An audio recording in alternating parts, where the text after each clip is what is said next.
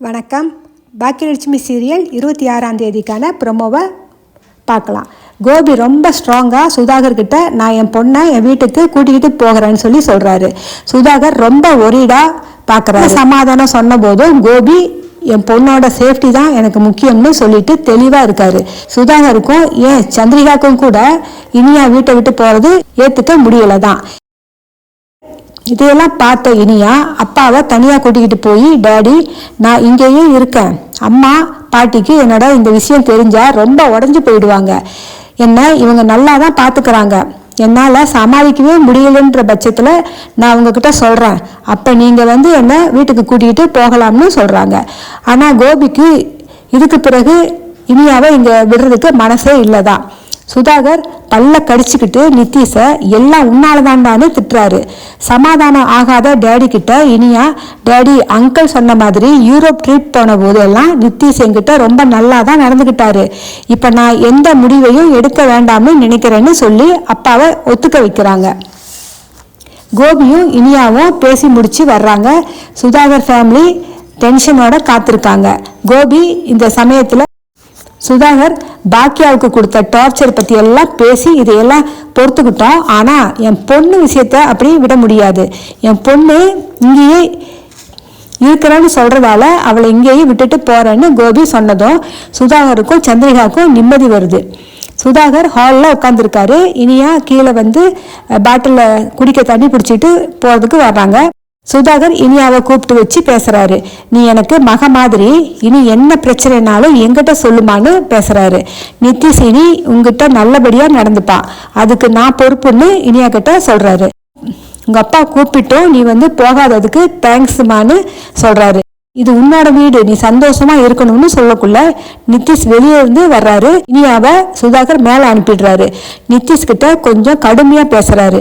Nitish drugs சாப்பிட்டுட்டு வரலன்னு சொன்னதும் நிம்மதி ஆறாரு. நித்தீஷ் கிட்ட மேலே போய் இனியா கிட்ட நடந்த எல்லாத்துக்கும் சாரி கேட்க சொல்றாரு. நித்தீஷ் வேண்டா வெறுப்பா கோபமா சொல்றாரு. சொல்லி தொலைக்கிறேன்னு சொல்லிட்டு மேலே போறாரு. ஈஸ்வரி பர்த்டே ஃபங்க்ஷனில் எடுத்த ஃபோட்டோஸை எல்லாம் ஸ்டேட்டஸில் வச்சு கொடுக்க சொல்லி செலியன்கிட்ட சொன்னதால் செலியன் எல்லா ஃபோட்டோக்களையும் ஸ்டேட்டஸில் வச்சு கொடுக்குறாரு. சம்பந்தி வீட்டை பற்றி ரொம்ப பெருமையாக சொல்லி சந்தோஷப்படுறாங்க. அவங்கள கையில் பிடிக்க முடியாத மாதிரி சந்தோஷத்தில் திக்கு முக்காடிக்கிட்டு இருக்கிற ஈஸ்வரிய பாக்கியா கிச்சன்லேருந்து பார்த்து ரசிக்கிறாங்க. கோபி ரொம்பவே சோர்வாக உள்ளே உட்கார்றாரு. செலியன் பாட்டியோட சந்தோஷத்தை பத்தி சொல்றாரு. கோபிக்கு அதை ரசிக்க முடியாதபடி மனசு பாரமா இருக்கு. இனியாவுக்கு அவசரப்பட்டு கல்யாணத்தை பண்ணிட்டோன்னு சொல்லி வாய் தவறி சொல்லிடுறாரு. ஈஸ்வரியும் செலியனும் இதை நல்லா கவனிக்கல. அவங்க ஈஸ்வரி ரொம்ப சந்தோஷத்துல இருந்ததுனால இதை பத்தி அவங்க மனசுல செலியன் ஆஃபீஸ்க்கு புறப்பட்டு போயிடுறாரு. ஈஸ்வரி அங்கேருந்து ஃபோன் வருதுன்னு சொல்லி பேச போயிடுறாங்க உள்ளுக்குள்ள. இதை நோட் பண்ண பாக்கியா கோபி கிட்ட நோண்டி கேட்குறாங்க. கோபி இப்போ சமாளிச்சுக்கிறாரு. பாக்கியா கிட்ட எதையும் சொல்லாம தவிர்க்கிறாரு.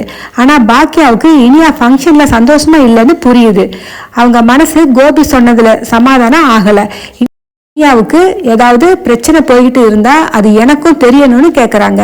கோபி உண்மையிலேயே எந்த பிரச்சனையும் இல்லைன்னு சொல்றாரு. பாக்கியா யோசனையா அங்கிருந்து போறாங்க. இனியா ஆஃபீஸ்க்கு புறப்பட்டுக்கிட்டு இருக்காங்க. ஆஃபீஸில் இருந்து கால் வருது. பேசிக்கிட்டே புறப்படுறாங்க. தூங்கிக்கிட்டு இருந்த நித்தீஷ் டக்குன்னு எந்திரிச்சு இனியாவுக்கு நேற்று வாங்கி வச்சிருந்த கிஃப்டை கொடுக்குறாரு. கொடுத்துட்டு பாத்ரூமுக்கு போயிடுறாரு. இனியா அதை வாங்கி டிராவரில் வச்சுட்டு கீழே போகிறாங்க. சுதாகரும் சந்திரிகாவும் ஹாலில் பேசிட்டு உட்காந்துருக்குறாங்க. இனியாவை பார்த்தோன்னே சுதாகர் கேட்குறாரு, நித்தீஷ் எந்திரிச்சிட்டானாமான்னு. எந்திரிச்சிட்டாருன்னு சொல்கிறாங்க. உனக்கு கிஃப்ட் கொடுக்கணும்னு சொல்லி நான் சொன்னானே, கொடுத்தாங்கன்னு கேட்குறாரு. கொடுத்தாருங்க அங்கிள்னு சொல்கிறாங்க. அந்த கிஃப்ட்டு உனக்கு பிடிச்சிருந்துச்சாமான்னு சொல்லி கேட்குறாரு. ஆஃபீஸ்க்கு டைம் ஆயிடுச்சு, அவசரம்ன்றதுனால நான் பார்க்கல, டிராவரில் வச்சுட்டு வந்துட்டேன் அப்படின்னு சொல்கிறாங்க. இனியா ஆஃபீஸ்க்கு புறப்பட்டு போகக்குள்ளே கோபியும் அங்கே வர்றாரு. நான் இந்த பக்கம் ஒரு வேலையாக வந்தேன், அதான் இனியாவை ஆஃபீஸில் விட்டுட்டு போகலான்னு வந்தேன்னு சொல்கிறாரு. நித்தீஷ் அந்த சமயத்தில் புறப்பட்டு கீழே வர்றாரு. டேடி நான் ஜிம்முக்கு புறப்பட்டு போகிறேன்னு சொல்கிறாரு. கோபி குட் மார்னிங்னு சொல்கிறாரு. ஆனால் கோபியோட குட் மார்னிங்க்கு நித்தீஷ் எந்த பதிலும் சொல்லாமல் புறப்பட்டு போயிடுறாரு.